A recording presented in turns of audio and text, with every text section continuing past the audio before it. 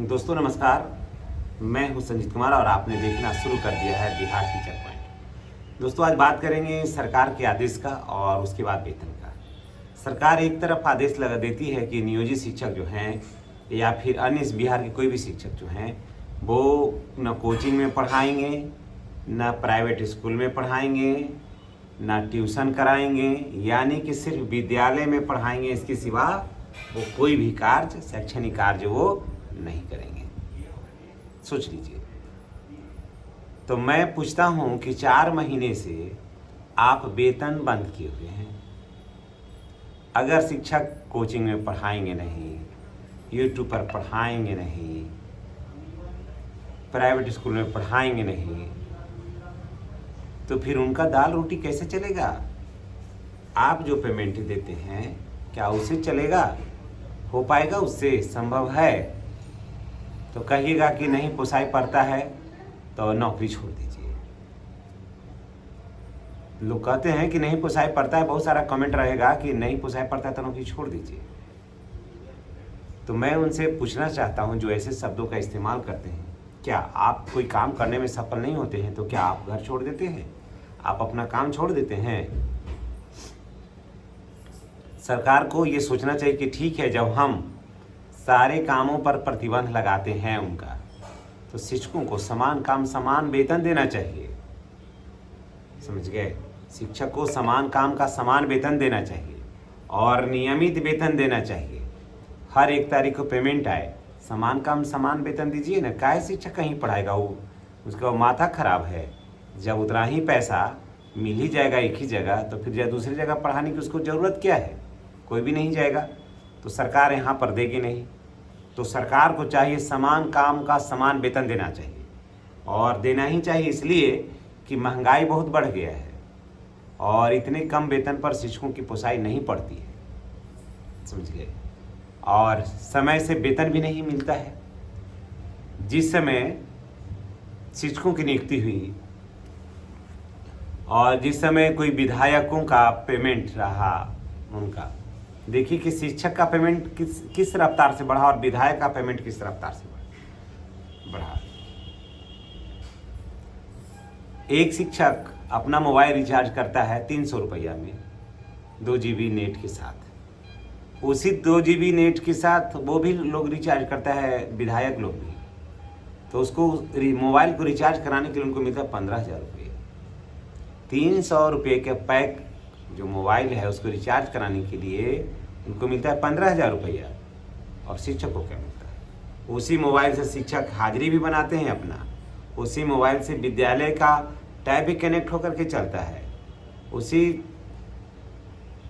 अपने ही नेट से सारे विभागीय काम को भी संपन्न करता है शिक्षक। और बेतुकी पत्र निकलता है कि शिक्षक अगर प्राइवेट स्कूल में पढ़ाएंगे, ट्यूशन पढ़ाएंगे, कोचिंग संस्थान में पढ़ाएंगे तो उन पर कार्रवाई होगी।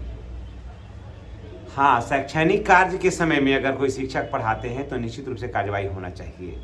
विद्यालय अवधि में कोई पढ़ाते हैं तो निश्चित रूप से कार्रवाई होना चाहिए।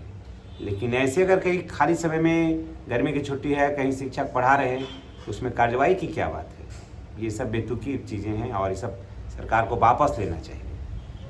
अब रहा बात पेमेंट का दोस्तों, तो पेमेंट का जहाँ तक स्थिति है अभी, तो GOB में अभी तक कोई अलॉटमेंट नहीं आया है। बहुत सारे साथी कमेंट कर रहे थे कि पेमेंट, कोई वीडियो अपलोड कर रहे थे तो उसमें एक ही कमेंट आ रहा था कि पेमेंट के बारे में बताइए। तो मैं आपको बता दे रहा हूँ कि GOB में अभी तक कोई अलॉटमेंट अभी तक नहीं प्राप्त हुआ है। बिल्कुल नहीं, एकदम खाली का खाली है। वैसे ही बच गया SSA में, PFMS का समस्या का जो रोना जा रहा था वैसे ही है। अभी तक उसमें भी कोई समस्या कुछ भी नहीं हुआ है। आगे सोमवार मंगल तक का भी कोई संभावना नज़र नहीं आ रही है। अभी जान लीजिए कि सोमवार मंगल तक का भी अभी कोई संभावना नज़र नहीं आ रही है। यानी कि सोमवार मंगल को भी नहीं ही मानिए आप। समझ गए? वैसे अब सोमवार या मंगल को कोई अपडेट आएगा तो निश्चित रूप से शेयर करेंगे, लेकिन सोमवार और मंगल तक तो वेतन नहीं ही मिलेगा, ये तो बिल्कुल कन्फर्म है। तो शिक्षकों, जो शिक्षक भाई बहन वेतन का इंतज़ार कर रहे थे या फिर वो देखे थे कि शनिवार को हम अपडेट देंगे कि क्या है, तो भाई शनिवार तक मैंने पहले भी कहा था कि शनिवार तक तो किसी कीमत पर पेमेंट नहीं होगा।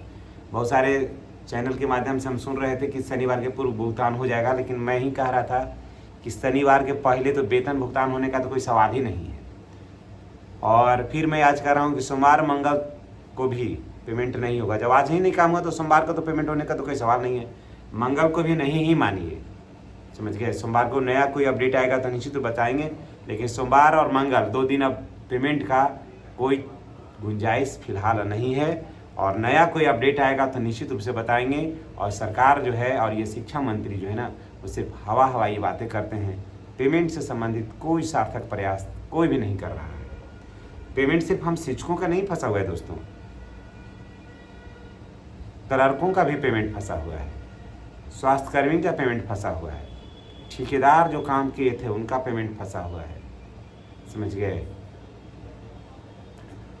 उस पंचायती राज के जितने भी कर्मचारी उनका पेमेंट फंसा हुआ है, मत्स्य विभाग में पेमेंट फंसा हुआ है, यानी कि सभी जगह पेमेंट 4 महीना 3 महीना। पेंशन देखिए फंसा हुआ है, आकस्मिक निधि से पेंशन देना पड़ रहा है। या यूँ कहिए कि बिहार की स्थिति अगर कहें ऐसे तो वित्तीय स्थिति, सरकार की स्थिति तो ठीक ही है, वित्तीय स्थिति बहुत डामाडोल है।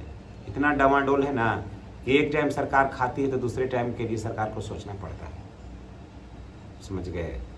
यही स्थिति है, बातें लंबी लंबी होती है लेकिन स्थिति इतना खराब, इतना जर्जर है कि भूंजा खा करके लगा रात को सोना पड़ेगा बिहार सरकार को, खास करके शिक्षकों को जो स्थिति बना करके रखा है।